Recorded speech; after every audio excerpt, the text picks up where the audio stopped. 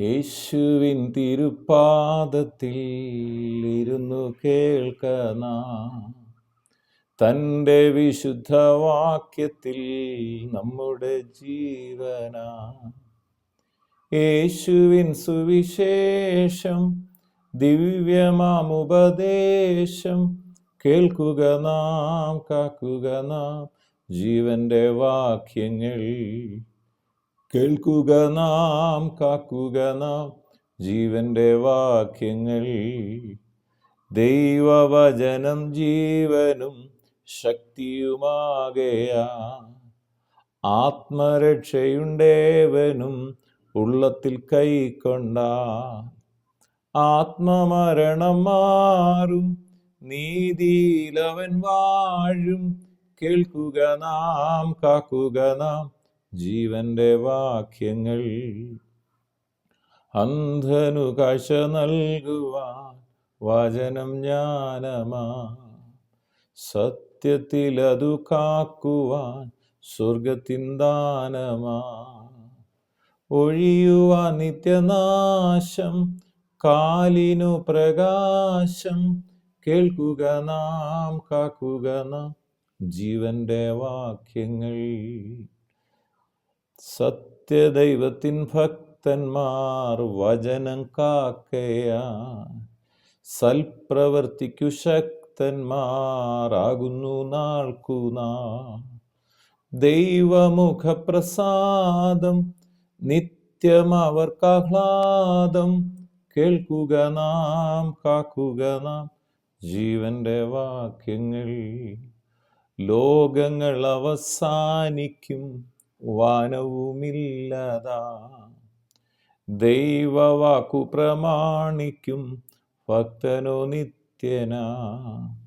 വാട്ടം മാലിന്യം നാശം, ഇല്ലാത്തൊരവകാശം. കേൾക്കുക നാം, കാക്കുക നാം ജീവന്റെ വാക്യങ്ങൾ. വീണ്ടും വരുന്ന യേശുക്രിസ്തുവിൻ നാമത്തിലുള്ള സ്നേഹവന്ദന എല്ലാ പ്രിയപ്പെട്ടവരെ ഈ സമയത്ത് അറിയിക്കുന്നു. നമുക്ക് നന്മയുണ്ടാകാം. ഞാനും നിങ്ങളും ദൈവത്തിൻ്റെ വാക്കുകൾ അനുസരിക്കുന്നു. ദൈവം ഈ ഭൂമിയിൽ ആക്കി വച്ചിരിക്കുന്ന ദൈവത്തിൻ്റെ പ്രതിരൂപങ്ങളാണ് മാതാപിതാക്കൾ. അവരെ നമ്മൾ അനുസരിക്കണം. എഫേസ്യർക്ക് എഴുതിയ ലേഖനം 6-ാം അധ്യായം അതിൻ്റെ 1, 2, 3 വാക്യങ്ങൾ ഇപ്രകാരം: മക്കളെ, നിങ്ങളുടെ അമ്മയപ്പന്മാരെ കർത്താവിൽ അനുസരിപ്പിൻ, അത് ന്യായമല്ലോ. മാതാപിതാക്കളെ അനുസരിക്കേണ്ടത് ന്യായമാണ്. എന്നിട്ട് പറയണം, നിനക്ക് നന്മ ഉണ്ടാകുവാനും നീ ഭൂമിയിൽ ദീർഘായുസ്സോടെ ഇരിപ്പാനും നിന്റെ അപ്പനെയും അമ്മയെയും ബഹുമാനിക്കുക എന്നത് വാഗ്ദത്തത്തോടുകൂടി ആദ്യ കൽപ്പനയാകുന്നു. ഇതൊരു കൽപ്പനയാണ് എന്ന് പറഞ്ഞാൽ ഇത് അനുസരിക്കാതിരിക്കാൻ പാടില്ലാത്തൊരു കാര്യമാണ്. ഇപ്പം മാതാപിതാക്കളെ അനുസരിക്കണം മക്കൾ. എന്തിനാ? നന്മയുണ്ടാകാൻ, ദീർഘായുസ്സുണ്ടാകാൻ. അപ്പോൾ തന്നെ പിതാവാം ദൈവം പറഞ്ഞ വാക്കുകൾ, വാഗ്ദത്തങ്ങൾ ഒരു ദൈവ പൈതൽ അനുസരിക്കുമ്പോൾ അവരുടെ ജീവിതത്തിൽ ദീർഘായുസ്സും നന്മയുണ്ടാകും.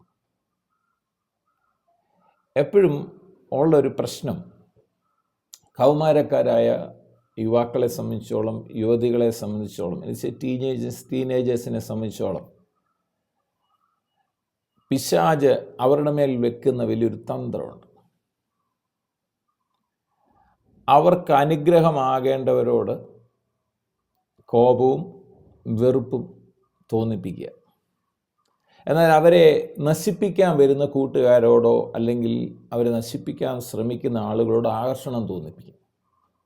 എന്ന് പറഞ്ഞാൽ ദീർഘനാളുകൾ വളരെ കഷ്ടപ്പെട്ട് വളർത്തിയ മാതാപിതാക്കളെ ധിക്കരിക്കാൻ ചില നിമിഷങ്ങൾ കൊണ്ട് പരിചയപ്പെട്ട ചില കൂട്ടുകാരെയും കൊണ്ട് പിശാച് ശ്രമിപ്പിക്കുകയും അതിൻ്റെ അനന്തരഫലമായി ഒത്തിരി ഇഷ്യൂസിലൂടെ ആ കുടുംബത്തിൻ്റെ സ്നേഹബന്ധങ്ങൾ തകരുകയും ചെയ്യും നാം കാണാൻ. അപ്പോൾ തന്നെ മാതാപിതാക്കൾ ശാസിക്കുമ്പോൾ, അത് വീണ്ടും വീണ്ടും ആവർത്തിക്കുമ്പോൾ ഒരു വിരസത തോന്നുക. ഒരേ കാര്യങ്ങൾ, അത് ചെയ്യരുത്, ഇത് ചെയ്യരുത്, അത് ചെയ്യരുത് എന്ന് വിരസത തോന്നിക്കുന്നത് എന്തായാലും സ്വാഭാവികമാണ്. നമ്മൾ അതാരായാലും നമ്മളെ നേതൃത്വം നൽകുന്ന നമ്മുടെ മേൽ നിൽക്കുന്ന ആര് നമ്മളെ നിർദ്ദേശങ്ങൾ തരുമ്പോഴും നമുക്കതൊരു വെറുപ്പ് തോന്നുന്നത് മനുഷ്യ സഹജമാണ്.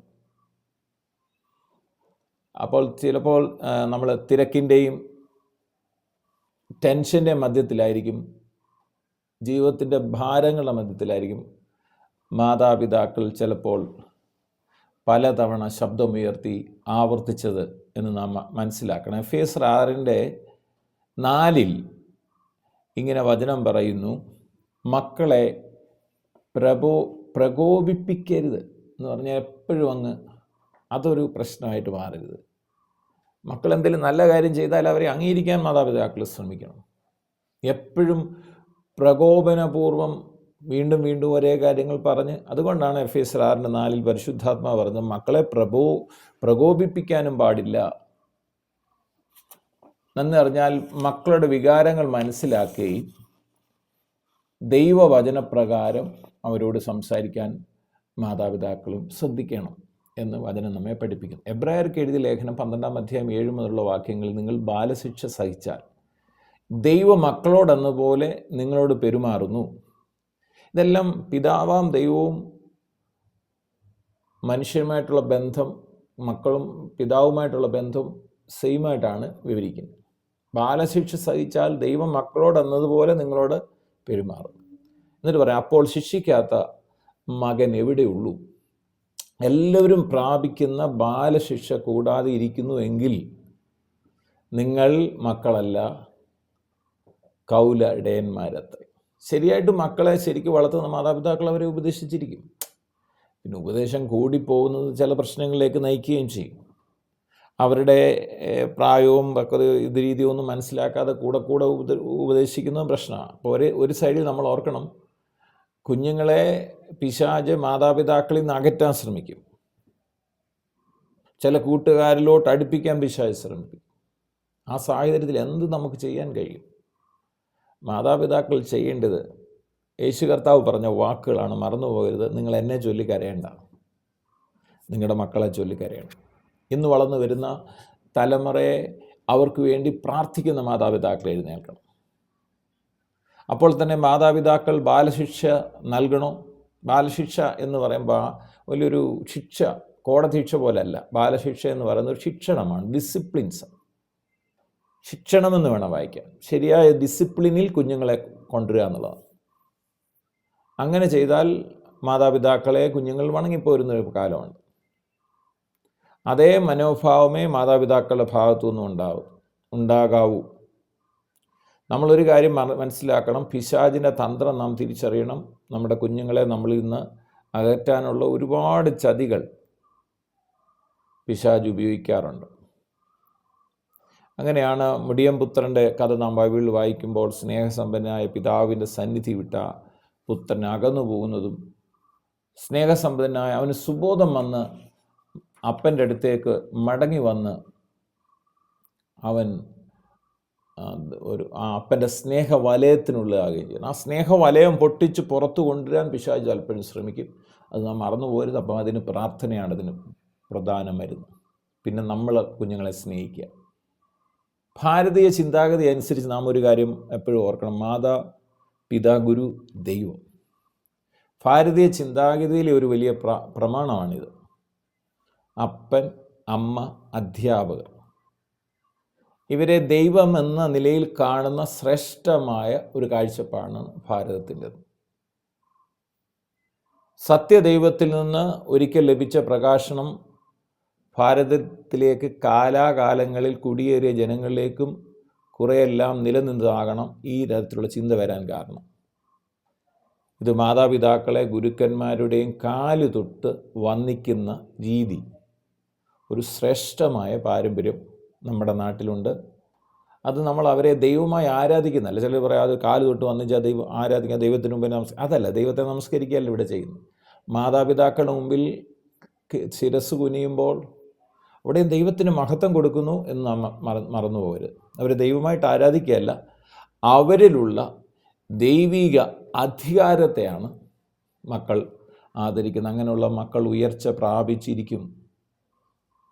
പഴയ നിയമത്തിൽ വടി കൊണ്ടടിക്കുന്ന ബാലശിക്ഷയെക്കുറിച്ച് പറയുന്നു. എന്നാൽ പുതിയ നിയമത്തിൽ വചനം അഥവാ വാക്കുകൾ, ഉപദേശമാകുന്ന വടി കൊണ്ടാണ് ബാലശിക്ഷ നൽകുന്നത്.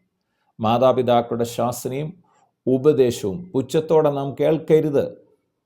ദൈവമാണ് അവരിലൂടെ സംസാരിക്കുന്നതെന്ന് മനസ്സിലാക്കി അതിനു മുമ്പിൽ വണങ്ങുന്നൊരു മനോഭാവത്തോടെ ഏറ്റെടുക്കുകയാണെങ്കിൽ നമ്മുടെ ജീവിതത്തിൽ നന്മയും ദീർഘായുസ്സും ഉണ്ടാകും എന്നുള്ളത് മറന്നു പോകരുത്.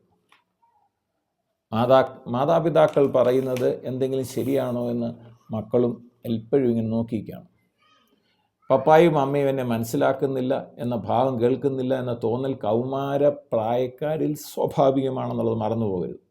അപ്പോൾ പ്രാർത്ഥിക്കുകയും പരിശുദ്ധാത്മാവിൻ്റെ സഹായം തേടുകയും ചെയ്താൽ നിങ്ങളെ മനസ്സിലാക്കുവാനും നിങ്ങൾക്ക് ആവശ്യമായ മാർഗനിർദ്ദേശം തരുവാനും കർത്താവ് അവരെ സഹായിക്കുമെന്നുള്ളത് ഓർത്തുകൊള്ളുക.